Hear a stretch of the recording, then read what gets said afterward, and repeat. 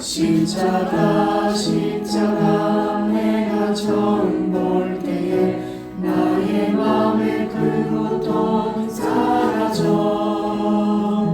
오늘 믿고서 내 눈 밝았네. 참 내 기쁨 영원하도다. 주 십자가 못 박힘은 속죄함 아닌가.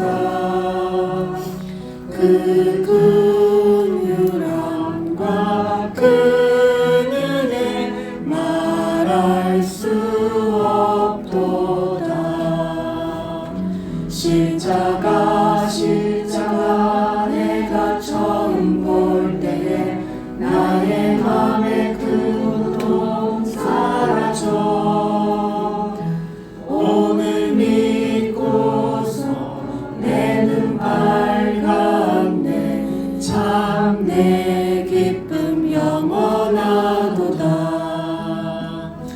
늘 울어도 그 큰 은혜 다 갚을 수 없네. 나쁜 주님께 못 맞춰서 주의 일 힘쓰리. 십자가 내가 처음 볼 때에 나의 맘에 큰 고통 사라져.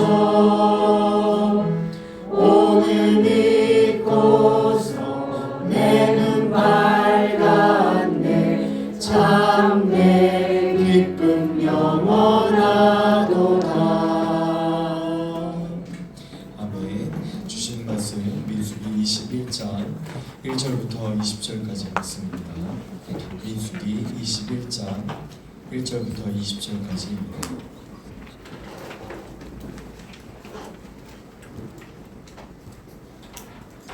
민수기 21장 1절부터 20절 말씀을 한 절씩 교독하도록 하겠습니다. 제가 먼저 읽습니다. 네겝에 거주하는 가나안 사람 곧 하나세 왕이 이스라엘의 아다람 그 농담을 듣고 이스라엘을 쳐서 그중 몇 사람을 사로잡은지라. 이스라엘이 여호와께 소원하여 가로되 주께서 만일 이 백성을 내 손에 붙이시면 내가 그들의 생업을 다 멸하리이다.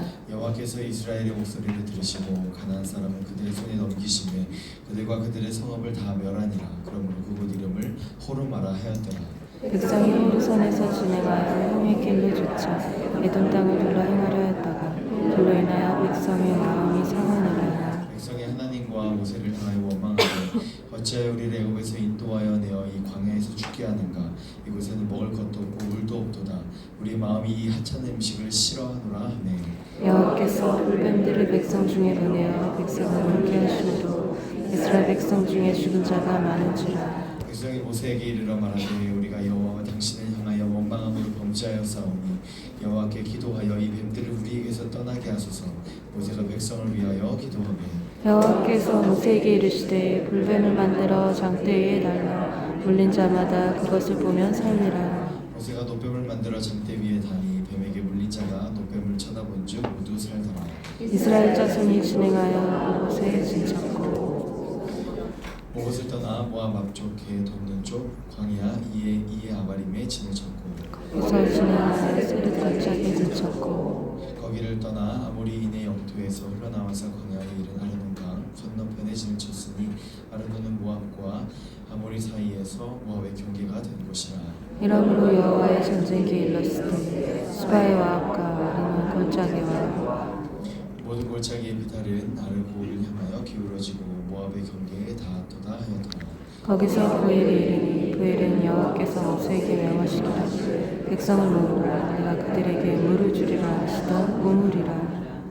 그때 이스라엘이 노래하여 이르되 우물물아 솟아나라. 너희는 그것을 노래하라. 이 우물은 족장들이 팠고 백성의 귀인들이 뼈가 지팡이로 판 것으로 닿았더라. 광야에서 마타나에서 나할리엘에 이르렀고 나할리엘에서 바못에 이르렀고 바못에서 모압들에 있는 골짜기에 이르러 광야가 내려다 보이는 비스가 산 꼭대기에 이르렀더라. 네, 광야 같은 인생을 지날 때, 광야 같은 인생을 지날 때 제목으로 말씀을 나누겠습니다. 우리가 살아가는 인생들을 광야길이라고 이야기하는 이유는 아마도 우리의 인생이 문제와 고난으로 가득 차 있기 때문일 것입니다. 가난한 사람도, 또 부유한 사람도, 건강한 사람도, 또는 건강하지 못한 사람도, 또는 젊은이에게도, 늙은이에게도 인생의 문제와 고난은 끊임없이 이어집니다. 이스라엘 백성들이 광야를 건널 때의 이 성경의 기록은 그래서 우리의 인생길을 잘 보여준다고도 말할 수 있습니다. 우리는 이 말씀을 통해서 이 광야 같은 인생을 사는 동안 믿음으로 잘 살아갈 수 있는 그러한 방법과 메시지들을 발견할 수 있습니다. 아무쪼록 말씀을 듣는 곳, 또 기도하는 가운데 그러한 하나님의 은혜가 임하시는 아침 되시기를 축복합니다. 사랑하는 여러분, 우리는 광야길 같은 인생 가운데 어떻게 믿음으로 살아낼 수 있을까요? 첫 번째로 하나님을 찾고 의지하는 것입니다. 하나님을 찾고 의지하는 것입니다. 오늘 말씀에 이 네게브에 거주하던 가나안 사람들 곧 아랏의 왕이 이스라엘이 아다람 길로 온다는 것을 그런 소식을 듣게 되었습니다. 이 아다람 길은 과거에 이 출애굽 1세대 때에 이 12명의 정탐꾼들이 가나안 땅을 정탐하러 갈 때 올라가던 길이 바로 이 아다림 길입니다. 현재 이스라엘 백성들, 지금 이 성경의 배경을 하고 있는 백성들은 출애굽 2세대죠. 1세대, 부모세대는 다 죽었습니다.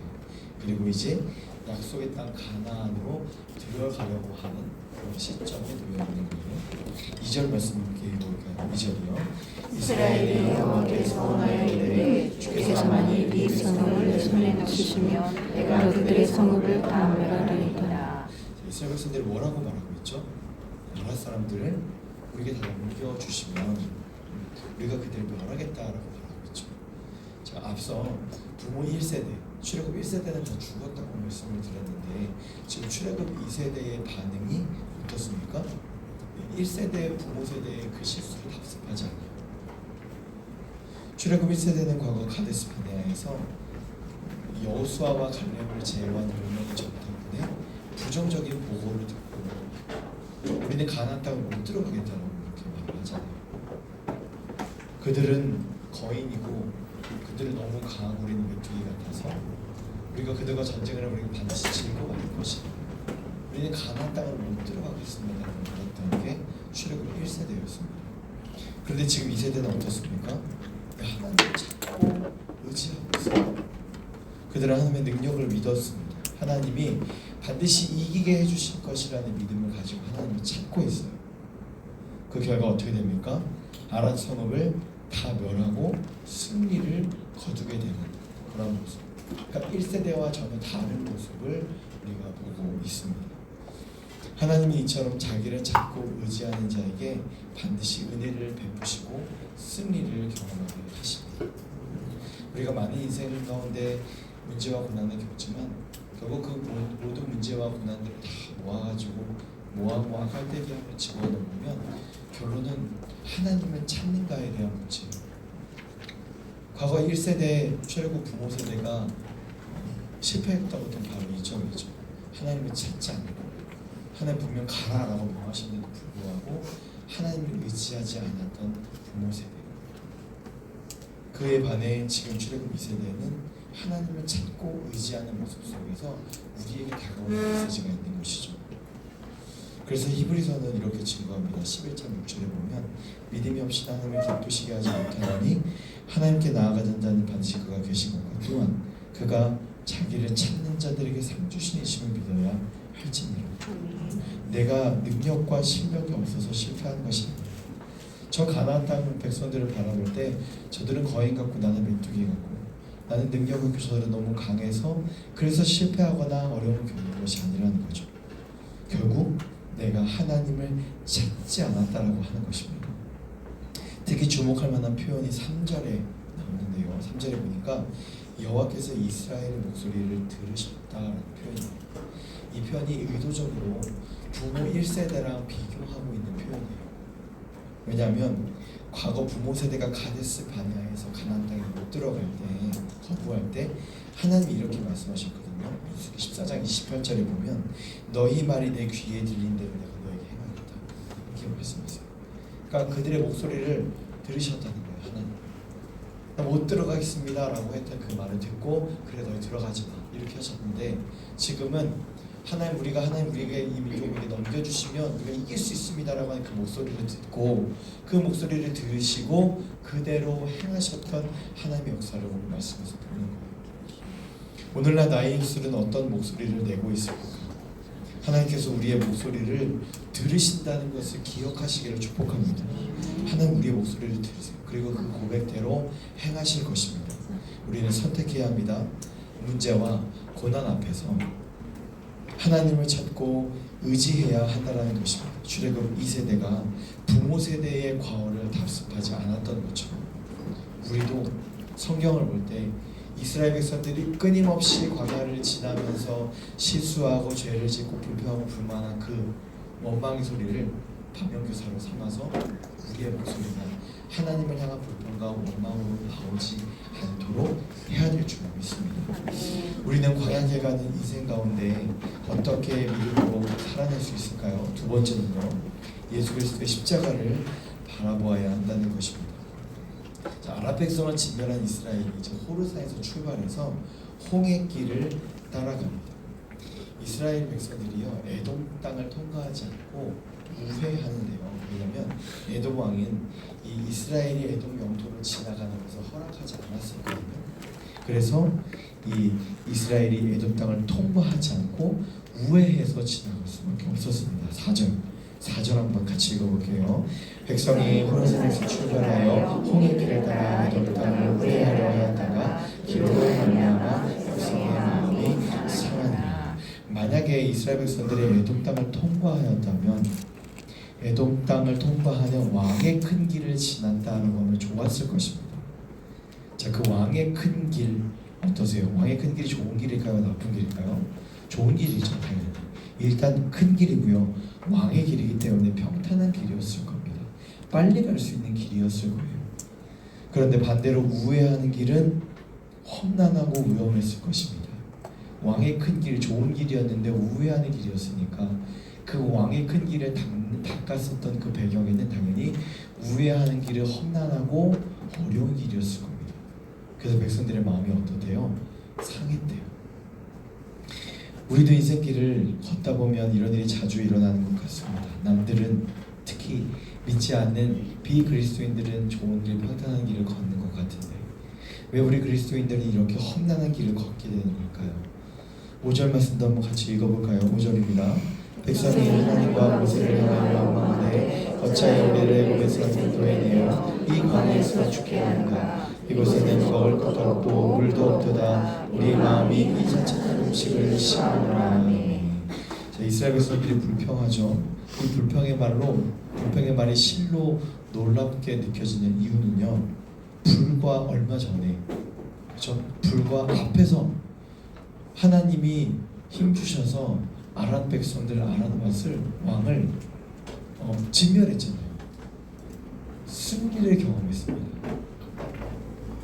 그러니까 무서운 가나안 백성들 앞에서 두려워하지 않고 하나님을 찾으면서 전쟁으로 나아가지 않았습니까?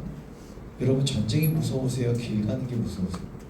전쟁이 더 무서울 것 같아요. 근데 그러한 승리를 경험했던 이스라엘 백성들이 지금 보이는 반응이 너무 놀라워요. 길로 인해 험난한 그 여정으로 인해서 마음이 상하여 하나님 앞에 불평합니다. 급기야 하나님이 이스라엘 백성들에게 주셨던 그 양식 만나를 이 하찮은 음식이라고 불평하면서 원망하는 모습을 보게 됩니다. 그리스도인들이 신앙의 여정을 가는 동안 이와 같은 일이 참 많은 것 같습니다.